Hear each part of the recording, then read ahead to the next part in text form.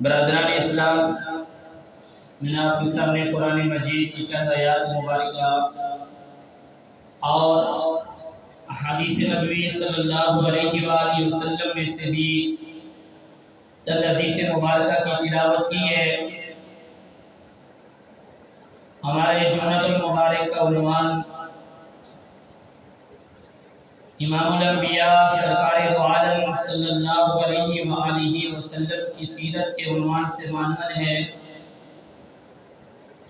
گزشتہ جمعۃ المبارک پر میں نے نبی کریم صلی اللہ علیہ وآلہ وسلم کی سیرت طیبہ بعد از ہجرت مدینہ طیبہ کا 8واں حصے کا پہلا حصہ بیان کیا تھا۔ آج سیرت النبی صلی اللہ علیہ وآلہ وسلم ہجرت بعد مدینہ طیبہ 8ویں سال کا دوسرا حصہ بیان ہو رہا ہے۔ اس سال کے اندر چند اہم واقعات پیش آئے اور اس میں جو سب سے اہم واقعہ پیش آیا وہ غزوہ حنین۔ یہ غزوہ، یہ جو حنین کا علاقہ ہے، یہ مدینہ طیبہ اور طائف کی جو وادیاں ہیں ان کے بیچ کے اندر یہ آتا ہے۔ مکہ اور طائف کے درمیان میں یہ واقعہ ہے۔ عرب کی تاریخ کے اندر اور قرآن اور حدیث کی روشنی میں اس کا ذکر تو ملتا ہے، لیکن آج کے دور میں یہ حنین کا جو علاقہ ہے یہ اس کا کوئی پتہ نہیں ہے۔ حدیث مبارکہ کے اندر یہ جو حنین کا علاقہ ہے اس کی تفسیر کہ یہاں پہ بازار بھی لگتے تھے، آبادیاں بھی تھیں، نقل و حرکت بھی تھی، لیکن اب یہ علاقہ ختم ہو چکا ہے۔ نبی کریم صلی اللہ علیہ وآلہ وسلم کو علم تھا قبیلہ حوازن اور ثقیف یہ شروع سے ہی اسلام کے بدترین دشمن تھے، اور جناب نبی کریم صلی اللہ علیہ وآلہ وسلم کو ایذا رسانی پہنچانے میں کوئی کسر نہیں چھوڑتے تھے۔ جناب نبی کریم صلی اللہ علیہ وآلہ وسلم کو ان کے حملے کی تیاری کا پتہ چلا تو جناب نبی کریم صلی اللہ علیہ وآلہ وسلم نے صحابہ اکرام رضوان اللہ علیہ مجمعین کے ساتھ مشاورت کے بعد تیاری شروع کی، اور آپ کے ساتھ 12,000 صحابہ اکرام رضوان اللہ علیہ مجمعین موجود تھے۔ اسی طریقے پر جناب نبی کریم صلی اللہ علیہ وسلم کے ساتھ اسلحہ، تلواریں، زریں، ہر چیز موجود تھی، اور آپ وہاں سے نکلے۔ آپ کے ساتھ چند نوجوان وہ بھی ساتھ موجود تھے جنہوں نے اپنی اکثریت کو دیکھ کر کے کہا آج کے دن ہم بدلہ بھی لیں گے، اور آج کے دن تو ہماری طاقت مخالفین سے زیادہ ہے، آج ہم ان کے اوپر تو حاوی ہو جائیں گے اور وہ ہمیں ہمارا کچھ بھی بگاڑ نہیں سکیں گے۔ جبکہ مخالفین کی تعداد، مشرکین کی تعداد وہ 4,000 کے قریب تھی، اور اللہ تبارک و تعالیٰ کی ذات کو مسلمانوں کا یہ جملہ، ان نوجوانوں کا یہ جملہ پسند نہیں آیا کہ اللہ تبارک و تعالیٰ کی ذات نے آپ کو فتح عظیم دی ہے، آپ اس پہ شکرانہ ادا کریں۔ آپ تو آج یہ کہہ رہے ہیں ہماری تعداد زیادہ ہے، ہم اس وجہ سے ان پہ فاتح ہو جائیں گے۔ روایتوں میں آتا ہے جس وقت یہ قافلہ وہاں پہ پہنچا حنین کے مقام پر، تو وہ جو مشرکین تھے وہ پہاڑیوں پہ چڑھ پڑے انہوں نے بڑے بڑے مورچے بنائے اور وہاں سے مسلمانوں کے لشکر کے اوپر انہوں نے زوردار حملہ کیا، اور یہ جو شیبے نوجوان نو مسلمان تھے یہ تتر بتر ہو گئے، آپ سیخ پا ہو گئے، کچھ سمجھ نہیں آ رہی کیا ہو گیا ہے۔ ابتداءً بظاہر مشرکین کو فتح ہوئی، پھر اللہ تبارک و تعالیٰ کے حکم سے جناب نبی کریم صلی اللہ علیہ وآلہ وسلم وہیں پر کھڑے رہے، اور آپ صلی اللہ علیہ وآلہ وسلم نے مہاجرین اور انصار کو پکارا، کہا کہ کہاں تم چلے جا رہے ہو؟ پھر اللہ تبارک و تعالیٰ کی مدد آ گئی۔ قرآن کہتا ہے لَقَدْ نَصَرَكُمُ اللَّهُ فِي مَوَاطِنَ كَثِيرَةٍ وَيَوْمَ حُنَيْنٍ إِذْ أَعْجَبَتْكُمْ كَثْرَتُكُمْ، جب اس وقت کو یاد کرو جب حنین میں آپ کے لیے اللہ کی مدد آ گئی، إِذْ أَعْجَبَتْكُمْ كَثْرَتُكُمْ، اور تم تعجب کر رہے تھے، خوش ہو رہے تھے، آج وہ ہماری کثرت ہے اور ہمیں پہ غالب آئی ہے۔ حالانکہ غلبہ دینا یہ اللہ تبارک و تعالیٰ کی شان ہے۔ جس وقت مسلمان مدینہ طیبہ سے نکل رہے تھے اس وقت مکہ کی جو ذمہ داری تھی، گورنمنٹ تھی، یہ حضرت عتاب رضی اللہ تعالیٰ عنہ کو ملی۔ یہ نئے مسلمان تھے اور نوجوان 18-20 سال کے بڑے بڑے صحابہ کرام رضوان اللہ علیہم اجمعین موجود تھے۔ جناب نبی کریم صلی اللہ علیہ وسلم نے ان کو مکہ کا گورنر مقرر کر کے میدان میں نکالا۔ یہاں پہ سیرت نگاروں نے بڑی زبردست باتیں لکھی ہیں جو آج کی امت کے لیے راہ راست اور رہنمائی کا ذریعہ بھی۔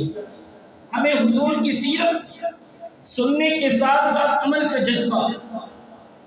فرمایا اس لیے اللہ کے نبی صلی اللہ علیہ وآلہ وسلم نے حضرت عتاب رضی اللہ تعالیٰ عنہ کو مکہ کا گورنر مقرر کیا کہ نوجوانوں کو پتہ چلے کہ میری جو صلاحیت ہے وہ کتنی ہے اور میں کس مقام پہ کھڑا ہو سکتا ہوں، کیونکہ بڑے بڑے صحابہ کرام موجود تھے، اور جو بڑے صحابہ کرام موجود تھے ان کو رسول اللہ اپنے ساتھ لے کر چلے گئے۔ فرمایا ان سے وہاں پہ جا کے مشورہ صلاح مشورہ ہوگا جس سے ہمیں فائدہ ہوگا۔ آج کے نوجوان، آج کا پڑھا لکھا طبقہ سوائے ہماری سوشل میڈیا کے اوپر بیٹھ کے غلط تبصرے، تجزیے، گالیاں، وقت کے ضیاع کے علاوہ کچھ بھی نہیں۔ ہم انہی کاموں میں ہمارا سارا دن، ہماری زندگی ضائع ہو رہی ہے، اور وہاں پر بھی اللہ تبارک و تعالیٰ کی ذات نے مسلمانوں کو فتح دی۔ اور یہ فتح کیسی تھی؟ کہتے ہیں کہ جس وقت یہ حنین والے اللہ کے نبی صلی اللہ علیہ وآلہ وسلم کے مقابلے میں نکلے، ان کا ایک بوڑھا شخص تھا جس کی عمر تقریباً 100 سال سے بھی اوپر تھی، ضریب بن شمہ اس کا نام تھا۔ اس کے پاس گئے مشورہ لینے کے لیے۔ ان کی آفت میں جو صلاح مشورہ ہوئی وہ یہ ہوئی، ایسی لڑائی اور ایسی حکمت عملی تیار کی جائے میدان سے کوئی شخص پیچھے بات کرنا ہے۔ انہوں نے کہا کہ پھر یہی اس کا حل ہے، اپنے بیوی بچوں کو بھی ساتھ لے کے چلے جائیں تاکہ بیوی بچوں کا خیال ہی نہیں جائے۔ یہ اس ضریب بن شمہ کے پاس پہنچے، انہوں نے کہا سب سے بڑی بیوقوفی آپ کی یہی ہے، اپنے بچوں کو، اپنی بیوی بچوں کو لے کر نہیں جاؤ، یہ تو جنگ ہے، یہ تو کسی طرف بھی پلٹ سکتی ہے، اور یہ آپ کو بہت بڑی شکست کا سامنا ان بچوں اور بیوی بچوں کی وجہ سے ہوگا۔ انہوں نے کہا کہ یہ ہم نے سمجھا اتنا بڑا عمر اس نے گزار دی ہے، یہ تو بڑا سیانا آدمی ہوگا، سمجھدار آدمی ہوگا، تو یہ اتنا ہی بڑا بیوقوف ہے۔ وہ جس بندے نے ضریب بن شمہ نے ان کو مشورہ دیا تھا وہ صحیح مشورہ تھا، لیکن وہ عقل کے پجاری تھے اور اللہ کے نبی کے مقابلے میں آئے ہوئے تھے۔ جتنی بڑی فتح اللہ نے اپنے نبی کو اس مقام پر جنگ حنین کے موقع پر دی، اس سے پہلے کسی بھی موقع پر نہیں ہے۔ اس وقت ان کے تقریباً 6000 قیدی بچے اور عورتیں ان کی قیدی ہو گئی. 24,000 کے قریب ان کے اونٹ گرفتار پکڑ لیے گئے اور 40,000 سے زیادہ بکریاں وہ مال غنیمت میں آئیں اور بہت زیادہ اسلحہ جو ہے وہ مسلمانوں کے ہاتھ میں آ گیا.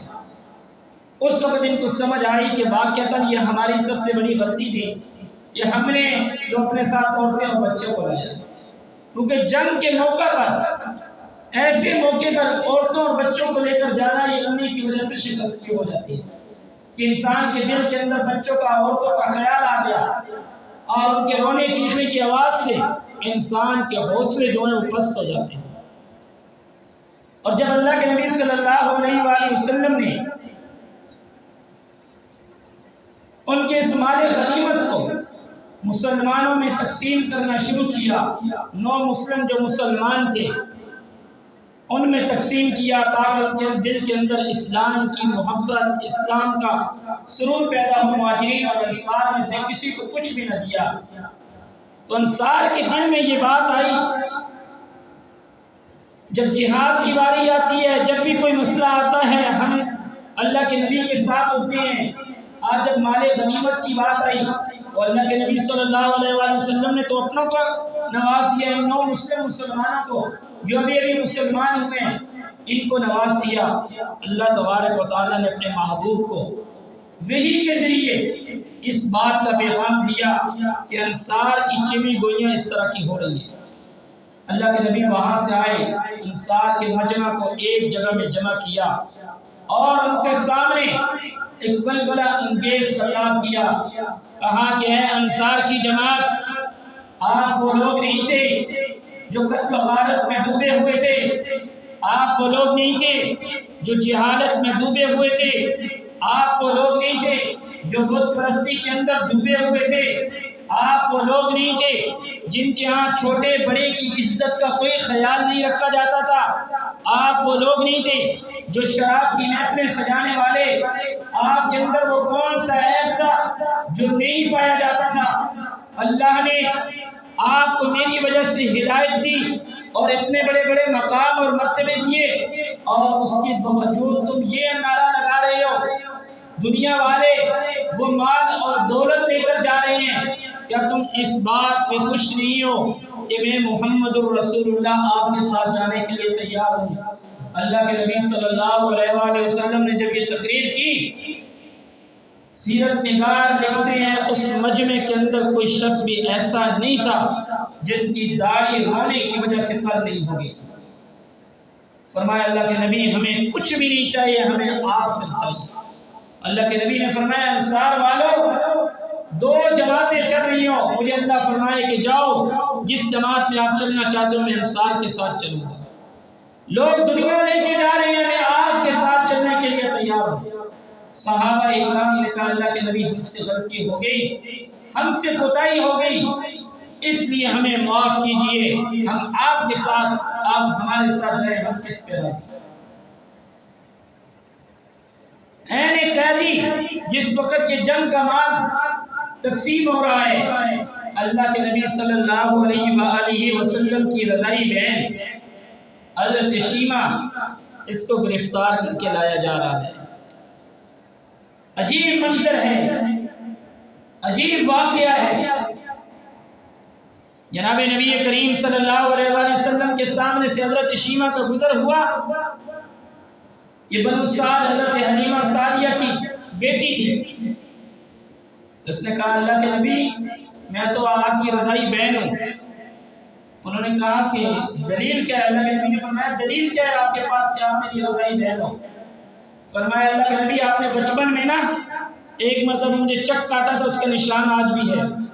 اللہ کے نبی صلی اللہ علیہ وسلم نے فرمایا اچھا اب مجھے یاد آ گیا تو وہی شیمہ ہے. فرمایا شیمہ اگر تو چاہے ہمارے ساتھ رہے تجھے اعزاز اور اکرام سے نوازا جائے گا، اگر تو اپنے علاقے میں جانا چاہتی ہے تجھے اچھے طریقے سے تمہارے علاقے کے اندر چھوڑ دیا جائے گا. حضرت شیما کہنے لگی میں اپنے علاقے میں جانا چاہتی ہوں۔ اللہ کے نبی صلی اللہ علیہ وآلہ وسلم نے اونٹ بھی عطا کیے اور بھی جو کچھ اعزاز اور اکرام تھا اس کے ساتھ نوازا۔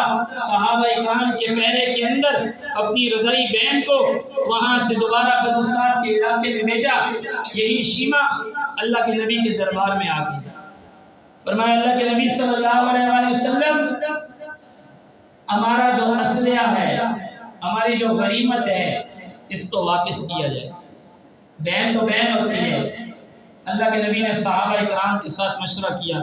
فرمایا اللہ کے نبی آپ کی رضائی بہن نے مشورہ دے دیا، بہنیں تو بڑی لاڈلی ہوتی ہیں، ان کی بات ٹالی نہیں جاتی، اور کچھ بھی نہیں، اپنی بہن کو بولو یہ جنگ کا حصول نہیں ہے، اس لیے ہم آپ کے کہنے کے اوپر آپ کے جو قیدی ہیں ان کو رہا کر دیتے ہیں۔ بہن کی لاج رکھی، آنے والے گرفتار بچوں اور عورتوں کو اپنی بہن کی خاطر رہا کر دیا۔ اللہ کے نبی صلی اللہ علیہ وآلہ وسلم کی یہ دعوت، یہ فکر ہمارے لیے عادل اور معیار ہے۔ بدر کا میدان ہے، 20 سر و سمانی کا عالم ہے، حنین کا میدان ہے۔ اللہ کے نبی صلی اللہ علیہ وآلہ وسلم کے ساتھ 12,000 مسلمان موجود ہیں، تلواریں چلانے والے، زرہ پوش اور تلوار تیر اور تلوار چلانے والے موجود ہیں۔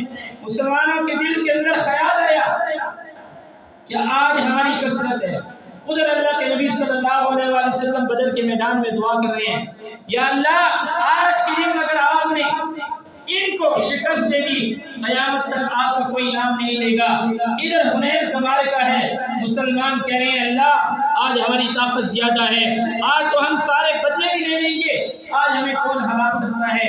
اللہ تبارک و تعالیٰ کی ذات کو یہ جملے کیسے پسند نہیں آئے؟ فرمایا کہ یہ جنگ ہے، یہ اللہ کے اختیار میں ہے، جب وہ چاہتا ہے تمہیں غلبہ دے دیتا ہے، جب وہ چاہتا ہے تمہیں شکست دے دیتا ہے۔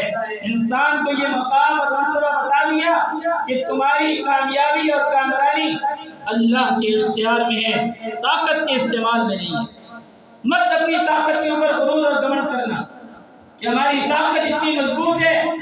آج فلسطین کے مسلمانوں کی آنے والے مسائل، آج ان کے درمیان ہونے والے معاہدے کو پڑھو۔ جب مسلمان مسلمانیت پہ قائم ہوگا، اللہ کی مدد بھی ساتھ شامل حال ہوگی، ایسے کبھی بھی نہیں آتی۔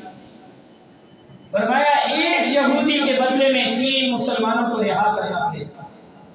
یہ ویسے نہیں ہوا، انہوں نے خون پہلے پیش کیے، جان کے نذرانے پیش کیے۔ ایک یہودی کے بدلے میں تمہیں 3 مسلمانوں کو رہا کرنا پڑے گا۔ تمہیں فلسطین کا علاقہ وہ ہوا سے اوپر سے اپنے جنگ بندی کے دوران ہوائی جہاز اڑانے کی اجازت نہیں ہوگی۔ کس وجہ سے؟